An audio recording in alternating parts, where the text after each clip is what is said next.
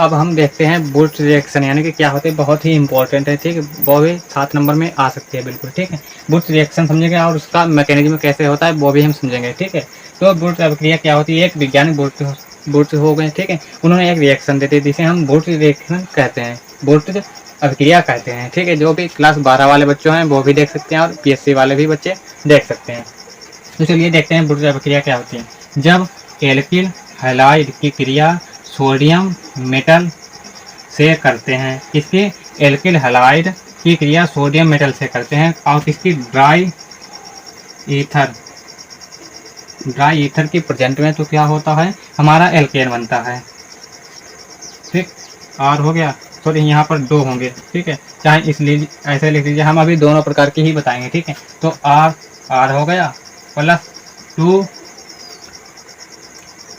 NaX, एक तो ये अभिक्रिया कैसे हुई देखिए, यहाँ पर 2 R का मतलब होता है, इसे हम ऐसे तरीके से भी लिख सकते हैं जैसे RX, ठीक है, तो RX, ठीक है। तो ये Na जो हो गया यहाँ पर बॉन्ड टूटा, ये Na ये वाला जितना हो जो बाद में निकला है 2RX, ठीक है, यानी कि 2Na है और X भी है, ठीक है, 2NaXX हो गया, ठीक। फिर बचा क्या, R और R बचा, ये दोनों को आपस में जुड़ गए, जब ये R है तो यही को कहते हैं एल केन कहते हैं, ठीक, समझ में आ गया, आराम से समझ में आ गया होगा। फिर दूसरे तरीके से क्या है, दूसरी तरीके से हम ऐसे RX plus 2Na plus RX, ठीक है। तो ये वाली अभिक्रिया कैसी, ये भी समझ में आ जाएगी, ठीक है। देखिए ये वाला X हो गया, ये वाला और ये वाला X, ये आपसे आपस में क्या करेंगे, निकल जाएंगे आराम से, ठीक है, निकल जाएंगे। तो देखिए क्या हो गया, Na2NaX हो गया, जो बाद में निकले, एक ए वाला R को जोड़ दीजिए आप, R हो गया, तो क्या हो गया, ये भी क्या बन गया, L केन बन गया, ठीक, आप समझ में आ गया होगा। अब चलिए हम थोड़ा बहुत एग्जांपल लेके चलते हैं, क्या कहते हैं, क्या करें, कैसे लिखेंगे, यानी कि जब एल्किल हैलाइड की क्रिया सोडियम मेटल की प्रेजेंट में, सोडियम मेटल के साथ होती है, किसकी, ड्राई ईथर की प्रेजेंट में होती है, तो एल्केन बनते हैं। कैसे लिखेंगे, एल्किल हैलाइड की क्रिया सोडियम मेटल के साथ होती है और किसकी प्रेजेंट में, तो ड्राई ईथर की प्रेजेंट में होती है, तो क्या, एल्केन बनता है। बस इतनी सिंपल सी परिभाषा है, बहुत अच्छे से समझ में आ गया होगा। फिर आगे इसका देखेंगे, इसका उदाहरण भी देखेंगे कैसे एग्जाम्पल होता है। देखिए अब हम इसका क्या करते हैं, एग्जाम्पल लिखते हैं। एग्जाम्पल में कौन कौन सा लिखते हैं, हम सीधे सीधे लेते हैं एल्किल हैलाइड, कौन से, CH3Cl, ठीक है। इसे हम इस तरीके से भी अभी हम दिखाएंगे बिल्कुल संरचना के हिसाब से, ठीक। प्लस इसकी किससे क्रिया होती है, 2Na, ठीक है, प्लस एक और ले लीजिए CH3, एक और ले लीजिए, एक और ले लीजिए CH3Cl, ठीक। इसमें क्या करेंगे, ये वाला बॉन्ड टूटा, यहाँ से Cl निकला, यहाँ से Na निकला, और फिर यहाँ से ये वाला बॉन्ड टूटा, यहाँ से निकलेगा Cl, ठीक है। अब इसके जितने भी हम ये वाला 2NaCl ये दोनों को निकाल लीजिए, कैसे निकलेगा, अब ड्राई ईथर ले लेंगे, ठीक है, ड्राई ईथर ले लेंगे और यहाँ पर क्या हो गया, सबसे बाद में 2NaCl यानी कि नमक हमें 2 डलिया मिल गया, समझ लीजिए ऐसे, ठीक है।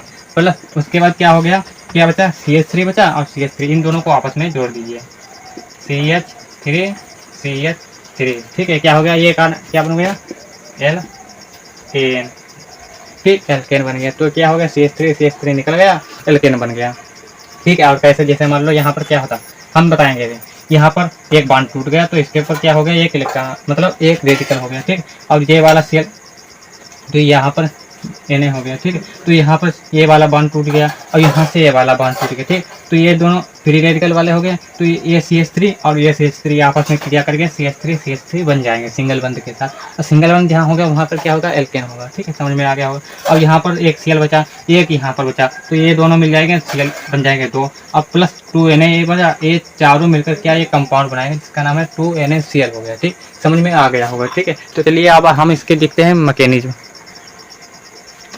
चलिए अब हम आपको समझाते हैं बुट अभिक्रिया के मैकेनिज्म, यानी कि कैसे कैसे अभिक्रिया हो गई। सबसे पहले देखते हैं क्या बताएगा, इस सिस्टम में क्या होगा, यानी कि फ्री रेडिकल बनेगा, कैसे, जैसे मान लो यहाँ पर क्या बनेगा, CH3 और Cl हो गया, ठीक। इसमें क्या होता है, वही ड्राई ईथर हम लेंगे, ड्राई ईथर ले लिया और इसमें हम क्रिया किससे कराते हैं, सॉरी यहाँ पर हम Na भी लेना है हमें, तो हम CH3Cl प्लस Na भी लेना है, तो क्या है, यहाँ देखिए ये यहाँ से बॉन्ड टूट जाएगा, यहाँ पर एक रेडिकल बचा है, ये Na इस Cl के साथ, सॉरी NaCl बन जाएगा, इधर NaCl बन जाएगा और ये फ्री रेडिकल के रूप में हो जाएगा। ठीक है, ये हो गया फ्री रेडिकल के रूप में हो गया, NaCl इधर हो गया। फिर आगे देखते हैं सेकेंड, ये फर्स्ट स्टेप हो गया, ये सेकेंड स्टेप। और आगे देखते हैं एक और हम CH3Cl लेते हैं प्लस Na के साथ क्रिया कराते हैं, वही प्रेजेंट हमारे ड्राई इधर ही रहेगी। ठीक है, अब ये वाला बॉन्ड टूटेगा, यहाँ पर एक फ्री रेडिकल हो जाएगा, NaCl बन जाएगा, NaCl बन जाएगा और बचेगा क्या, CH3 रेडिकल बन जाएगा। ठीक, अब देखिए ये दोनों रेडिकल, ये हो गया सेकेंड स्टेप। और थर्ड स्टेप में देखिए ये वाला CH3 रेडिकल, ये वाला CH3 रेडिकल, CH3 रेडिकल फिर प्लस CH3 रेडिकल हो जाएगा।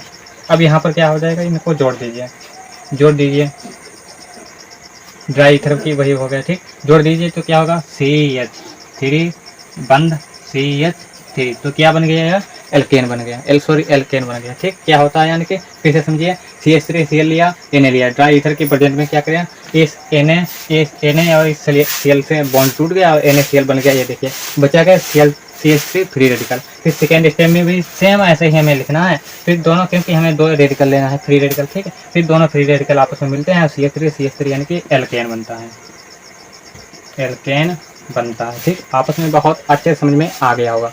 आया हो तो वीडियो को लाइक जरूर करिएगा, चैनल को सब्सक्राइब कर लीजिए। हमने केवल BSc लेवल का ही ये बनाया है, बिल्कुल मैकेनिज्म इसके नाम भूलिएगा, यदि मैकेनिज्म भूल गए तो आपके नंबर कट सकते हैं, क्योंकि BSc बिना मैकेनिज्म की नहीं होती। BSc सिस्टम में तुम्हें कोई भी रिएक्शन हो, इसलिए धन्यवाद।